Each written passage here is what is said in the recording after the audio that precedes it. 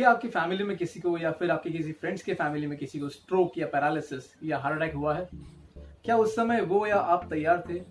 क्या आज अगर ऐसा कुछ हो जाए तो आप तैयार हैं? Hello friends, I am doctor Manish Jain. मैं एक फिजियोथेरेपिस्ट हूँ और आज की इस वीडियो में मैं कुछ कॉमन मेडिकल इमरजेंसीज के बारे में जानकारी दूंगा। उनके लक्षण क्या होते हैं और आप क्या एक्शन ले सकते हैं उस समय। पहले पार्ट में हम बात करेंगे हार्ट अटैक और स्ट्रोक की।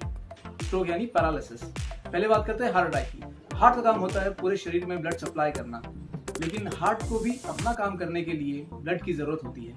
अगर किसी रीजन की वजह से इस ब्लड सप्लाई के अंदर कोई ब्लॉकेज आ जाए तो हार्ट ठीक से काम नहीं कर सकता और उसे कहते हैं हार्ट अटैक। अब ये जो ब्लॉकेज है, अगर ये सही समय पे निकाला नहीं गया तो हार्ट की कुछ मसल्स को परमानेंट डैमेज हो सकता है। तो देखते हैं कि हार्ट अटैक के सिम्टम्स क्या होते हैं, लक्षण क्या होते हैं। पहला लक्षण जो आप सब जानते हैं, चेस्ट पेन। चेस्ट में या छाती में दर्द होना, दबाव महसूस होना या फिर कोई जकड़न जैसी महसूस होना।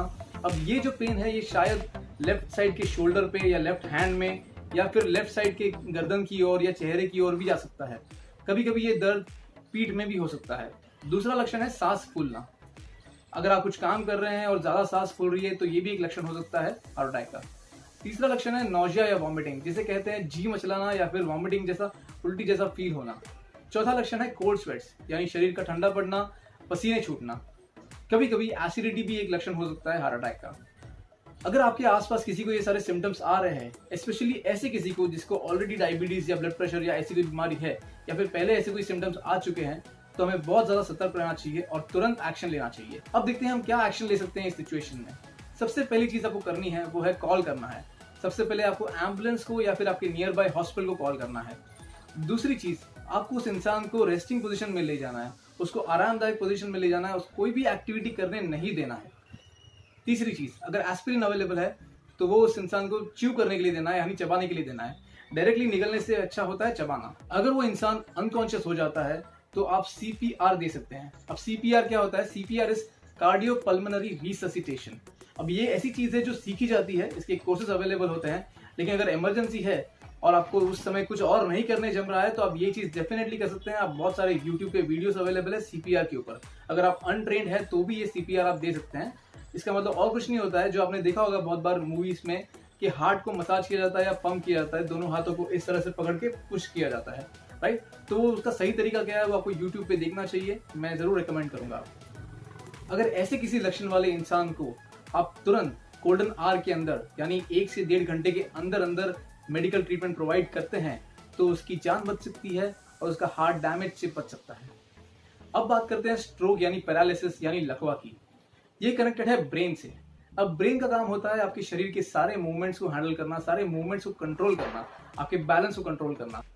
अगर ब्रेन को ब्लड सप्लाई किसी कारणवश बंद हो जाती है, किसी ब्लॉकेज की वजह से या फिर खून की नली फटने की वजह से, तब होता है स्ट्रोक यानी पैरालिसिस। अगर इसके सिम्टम्स दिखने के 3 से 6 घंटे के अंदर अंदर पेशेंट को मेडिकल ट्रीटमेंट मिल जाए तो ऐसी पॉसिबिलिटी है कि उसके सारे सिम्टम्स रिवर्स हो सकते हैं और वो टोटली नॉर्मल हो सकता है। आइए जानते हैं स्ट्रोक यानी पैरालिसिस के सिम्टम्स क्या है। सबसे पहली चीज जो कॉमनली देखी जाती है वो है मुंह का टेढ़ा होना।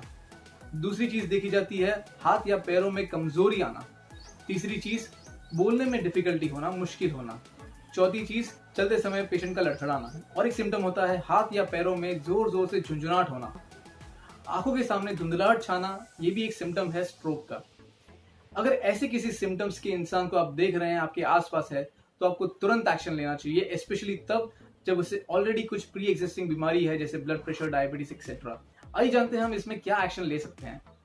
सबसे पहली चीज जो करनी है, जो किसी भी इमरजेंसी में आपको करनी है, वो है एम्बुलेंस या फिर मेडिकल टीम को कॉल करना।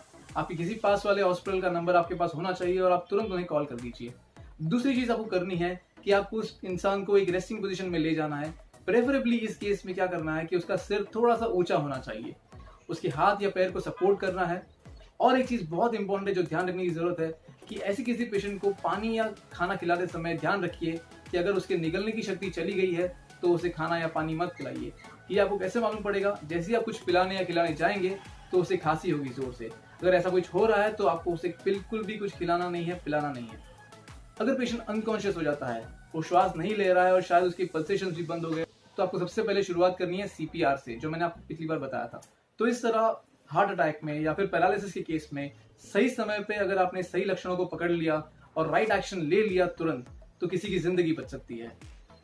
इसके अलावा मैं आपको कुछ टिप्स देना चाहूंगा। आपके घर में हमेशा एक पेपर होना चाहिए जिसपे सारे इमरजेंसी डिटेल्स लिखे होने चाहिए। पेपर में क्या डिटेल्स आएंगी? एम्बुलेंस का नंबर, आपके फैमिली डॉक्टर का नंबर, किसी और डॉक्टर का नंबर, पास वाले हॉस्पिटल का नंबर, पुलिस का नंबर, फायर ब्रिगेड का नंबर, फैमिली में सबका ब्लड ग्रुप्स नाम के साथ। और ये एक शीट ऑफ पेपर किसी अच्छी जगह पे आपको लगाना चाहिए जिसपे सबकी नजर जाए, और हर एक फैमिली मेंबर के वॉलेट में ऐसी एक छोटी सी शीट होनी चाहिए। इमरजेंसी के टाइम में ये इन्फॉर्मेशन बहुत काम आती है, टाइम को कम करने में और ट्रीटमेंट को फास्ट करने में। आई एम श्योर मुश्किल समय में ये वीडियो आपको जरूर हेल्प करेगा। तो अगर आपको ये वीडियो अच्छी लगी है तो इसे लाइक करिए। अगर आपको कुछ और जानकारी चाहिए तो नीचे कमेंट करिए। और आपको लगता है कि ये इन्फॉर्मेशन बहुत जरूरी है तो इसे अपने फ्रेंड और फैमिली सर्कल में सर्कुलेट करिए, शेयर करिए, और हमारे चैनल को सब्सक्राइब कीजिए। हम ऐसे वीडियोस डालते रहेंगे। Thank you for watching this video. Stay home, stay safe.